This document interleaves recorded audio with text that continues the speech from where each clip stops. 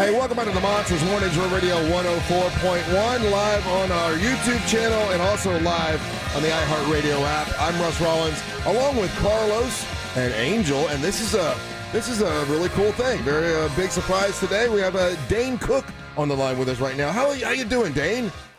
Yo, what's up, everybody? Thanks for having me. Hey, thank you for talking to us. I got to tell you, okay, now listen, Dane, I know I could have looked this up on Google, but it was more fun for me to try to remember it. And we were talking about this morning, you had several movies that I thought were really, really great.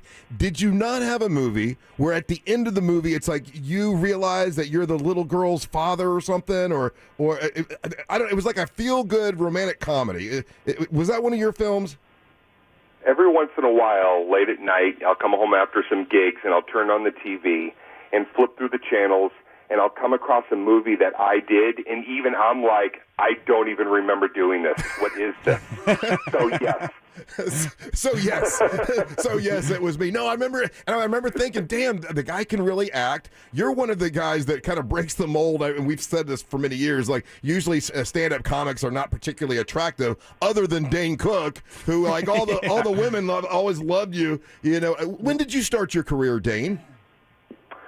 So I started stand-up out of Boston in 1990, and what's funny is I never in a million years thought I'd be more than a stand-up comic. I mean, I love the idea that I could get up there and be self-deprecating and observe and report, sling jokes, but the idea of being on the big screen, first of all, I have a giant Irish head, so I was like, that's going to be, unacceptable. And then I was a kid who had all kinds of, bad acne, and I was like, I am not the face that you're going to put on a poster. Really? So all those years later when I started doing things like Employee of the Month or Good Luck Chuck, I mean, I was the first person at that red carpet to be like, I don't know what I did to deserve this, but I'm not telling him no. Yeah. I mean, you're one of the guys. Just so you know, you're one of the guys in my life. I've always heard, the ladies like, I love Dane Cook. Ladies love Dean. He's so good looking, but he's funny too. He's good looking, and guys don't get mad at you for being good looking. It's like, okay, he's a funny guy. Hey, what was your favorite film that you did, Dane? Oh, man. I think if it had to be on the drama side, I got to work with the great Kevin Costner on a movie called Mr. Brooks. I don't know if you guys saw that, but it was like this funky little psychological thriller where he was a serial killer, and I was like in training, and he kind of it was really, really wild. But to work with, this is Field of Dreams, this is Tin Cup, Dancing with Wolves, Kevin Costner. So that was not a bad gig to be off the road and slinging jokes for a minute and then suddenly be on a set with one of the greatest actor-directors of all time. Hey, I see you're back on the road again. You've got a special coming out on October 5th, right? Yeah. What is that, and how can people watch it? Yeah, it's called Above It All, and it's going to be through DaneCook.com, and it's presented by Moment, which is this incredible new site that artists can use away from the streamers, away from bad contracts, where you can deal directly and get content to your fans directly without any middlemen. And, as a person who always has considered myself somebody that likes to be a bit of a disruptor in the industry, I was excited to finally make something, for the fans with the greatest comedy director of all time, Marty Kullner, who directed me in Vicious Circle, and he's back, and we filmed it right on my front lawn. Oh, wow. Carlos, question for Dane Cook. Man, Dane, I'm glad you're back, dude. I know I saw you recently on an interview, and it was weird because I was like, man, where's Dane been? Because you really were the disruptor. For those who don't remember, because everybody's got 60 million Netflix specials and different things, Dane was as big as you can possibly get. The world was your oyster. Right? Stadiums. What was that over? What? How did you feel at that moment? Was it anxiety to the extreme, or was it where you had to be humbled? What was that feeling? Because I don't think there's been another person since then that crushed it all in movies. How did that feel in that moment? I will tell you, Carlos, honestly, it was a slow trajectory. There was never an overnight thing. It was years and years and years of gigging on the road and kind of seeing that fan base something is happening. It was exciting. It was something's happening. My fans are so dedicated, and I'll tell you what I knew it was going to be. I know the moment I was like, I'm about to take over the world. And I was doing a gig at Penn State, and this was '05, and I'm rolling towards Penn State, and I think there's going to be what I thought was my biggest crowd yet, which was 4,800 people or 5,000 people, and they called me on the way to the gig and they said, hey, we have to move this event to the Field House.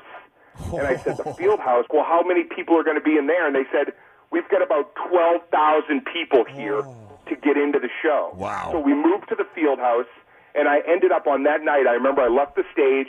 I called my mom, and I said, Mom, I'm about to take over the comedy world right now. This is it. It's happening. And it was awesome, man. It was like, it was a dream come true, pipe dream come true. I'm just a kid from outside of Boston, Massachusetts, a welfare kid from, outside of Beantown. And now I'm selling out Madison Square Garden. It was awesome. Awesome, dude. I'm so glad you got to enjoy that moment. I'm so glad you did, man. Angel, question for Appreciate that, man. Thank you. Question for Dane Cook, Angel. Dane, one of the things that you get credited for is being able to spot early trends in technology. Yeah. I mean, from the very beginning, whether it was, what was it, MySpace or LimeWire or any of these things that you incorporated, things that you bought into. And would you say is that just being surrounded by the right people, or you just being able to look at things differently? Because, like, for you to bring your special in this way, it's the only way that I would expect to see a Dane Cook special.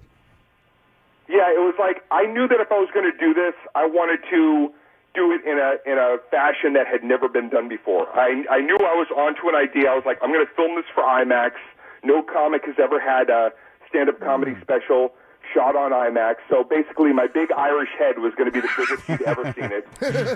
And then the goal was to take it off the big screen and then to be able to present it on people, wherever they wanted to watch it, any device, anywhere, anytime, without having to be a subscriber of this streamer or that network, something where I could deal directly with fans. And I got to give flowers to guys like Andrew Schultz, who has done it like I did it 20 years ago. Andrew's really carving a path today that more and more comics, I hope, follow suit on. Just be yourself, be authentic, even if it's like pushing the limits, even if it's not PC. You got to do those things if you really want to be authentic with your fans. Dane Cook, if you're ever in Orlando, we're friends here. We're fans here. We'd love to see you come in studio and talk to you. The special is Above It All. It's like out October the 5th. Dane Cook is at danecook.com. Thank you so much for taking time to talk to us, and good luck to you, buddy. Fellas, thank you. Hopefully I'll be in studio next time, so thanks for having me on the phone. Hey, we'd love that, man. There you go. There you go, Dane Cook. Wow, that was cool. That was very cool. I was hanging with Russ back in the day, and I'll never forget this thing he'd say. He would never say goodbye every time he'd walk away. He'd say, swirls, it's like seeing